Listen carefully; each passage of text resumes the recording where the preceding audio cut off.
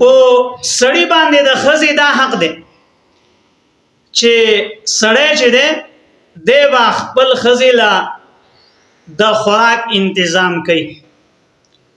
یو صحابي د نبی کریم صلی الله علیه وسلم نه تپوس کوي وی مونږ کې په یو تن باندې داغه د خزي څه حق دی. نبی علیہ السلام فرمای چې سچ ته ځان لخري او ستا طاقت یې هغه خوراک هغه ورکو. څومره حیثیت لباس چې ته ځان لاغوندې هغه عمر حیثیت لباس هغه ورکو. سچ داغه ضرورتي داغه ته خیال خپل د طاقت مطابق ساته.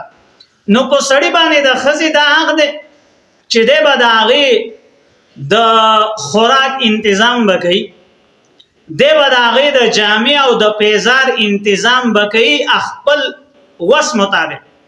لکه بل ځای کې الله جل جلاله فرمایي علی الموسع قدره وعلى المقتدر قدره، چې په مالدار باندې داغه د وس مطابق او په غریب باندې داغه د وس مطابق. وچه غریب چې ده فلينفق مما آتاه الله، ده هغه عمر خپل د وس مطابق د په خرچه کوي څومره چې د الله وس ورکړ دی او مال ورکړ دی. نو خاوند باندې د خزي دا حق دی چې ده به خپل د وس مطابق هغه لپاره د خوراک تنظیم کوي، خپل د وس مطابق به هغه لپاره د جامع تنظیم کوي، د پیزار تنظیم کوي، دا هغه کوم ضروری اخراجات چې دا هغه دي نو دا هغه تنظیم به ولده کوي. دا د خزي په د باندې حق دی او ښه اخلاق سره به پیش راځي. ماوي چې الله رب العالمین دې خاون لا واکداری ورکړ د خو خالصه کلم کل چھوٹ ولنه ورکړي چې څنګه د زړه غواړي چې دې باغ شانتي. الله رب العالمین فرمای چې شرعي حدودو کې دن وعاشروهن بالمعروف او جن تیروي دوی سره په غوړه طریقې سره، تنګي بینا فالتو کنزلی به ورته نه کوي، بد ردی خبرې به نه کوي. نبی علیہ السلام صحابی ته په دغه حدیث کې چې کوم ما تاسو مخ کې ذکر کړو وی په مخ بینه وهي. بل ځکه نبی کریم صلی الله علیه وسلم فرمای وهل تکول بنه کوي کنزلی بنه کوي. وی تاسو کې بهترین او غوړه سړی هغه چې خپل کور کې هغه په ښه اخلاق اوسېږي، کور والو سره خي. اوس کور کې چې دینو دې ځان نه بد سړی جوړ کړي یا کور کې دې کنزلمار دې بد اخلاق دې او بار ته چې دینو صوفي صاحب جوړ شه دې او جمعه ترازی او بس 15 وخت موز دې خو چې کور ته دن نکیږي چې د کنزلونو بغیر برکار نشي. دا ناروا دي. خاوند باندې دا حق دی چې جامه به ول خپل د وس مطابق ور کوي، خوراک به ول خپل د وس مطابق ور کوي، جن به ور سره د ښه اخلاق تیری. او په خزي باندې د خاوند څه حقونه دي. خزي باندې د خاوند دا حق دی چې خزه بچ دی هغه د خاوند د بچو دیکبال وکړي، خزه به د خاوند د مال او د کور خیال بساتی. دو خبرې شوي. نمبر 3 خزه به د خاوند په نشټوالي وخت کې چې دی نه څنګه چې دا خاوند موجود او دا خزه د وړو خیال کوي، د کور د سنباله خیال کوي او خپل ځان ولا پاک ساتي، نو هم دغه شانته کله چې دا خاوند نه نو د په دې نشټوالي وخت کې به هم د قدرې واړه کارونه کوي. دا خاوند حق دی په دې باندې بچي به ولا صحیح ساتي، مال او کور به ولا صحیح ساتي او خپل ځان به ولا پاک ساتي. دا په خزي باندې د خاوند حق دی موجودي هم په حق دی. کله مزدوري لته دی بهر چرته تلې نو دا هم په د خزي باندې د خاوند حق دی.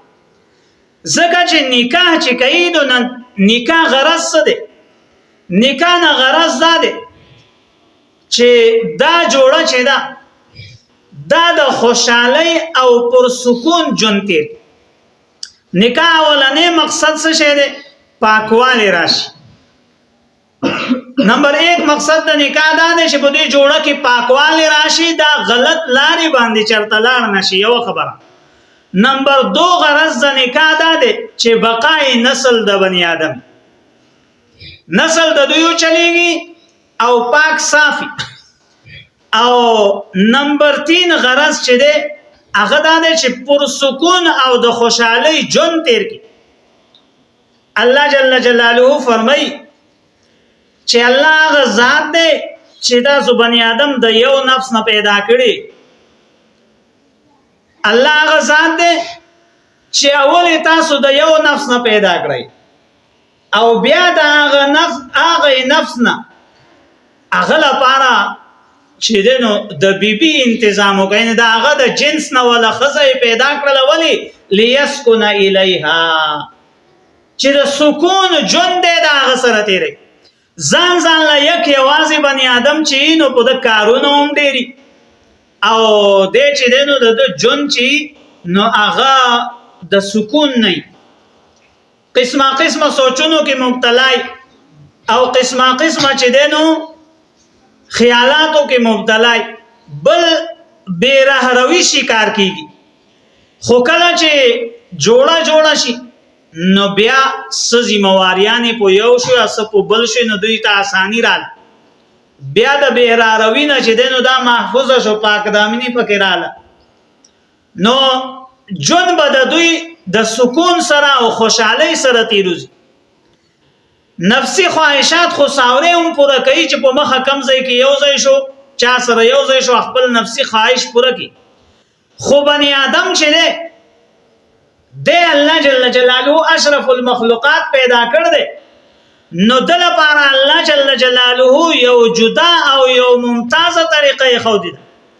د پاتې کېدل د اوسېدل د ناستا د ولاړه د هر څه د نور مخلوق نه مختلفه قودي دی. الله د فطرت د سیدې چې دی بده د نور مخلوق نه ممتاز جدا وي نو د لپاره دا لازمی ده چې د یو اجتماعي کور حیثیت د یو ځای کې ځان له کور لګی چې د سکون دا کور د بنی آدم او خزه د بنی آدم جوړه کېدل د بنی آدم دا باعث سکون او آرام.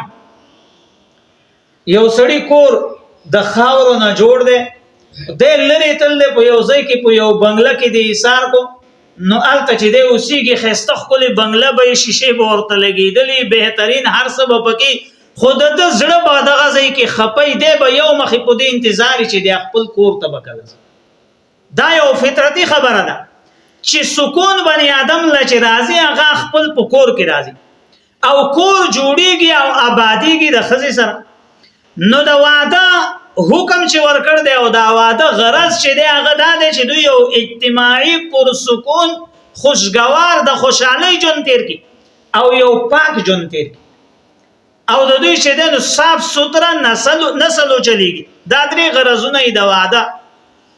نو دغه وجه نه په دې خاون اخزي باندې د یو بل حقونه چې دنو هغه کې خو دې شو چې دوی به د یو بل د حقونو خیال بساتی او یو ځای به اجتماعي جون تیرینو زندگی به د دوی په خوشحالي سره او چې دنو راحت سره او سکون سره به چې دنو اوزي او د دوی نسل بچلېږي پاک صاف سوتره.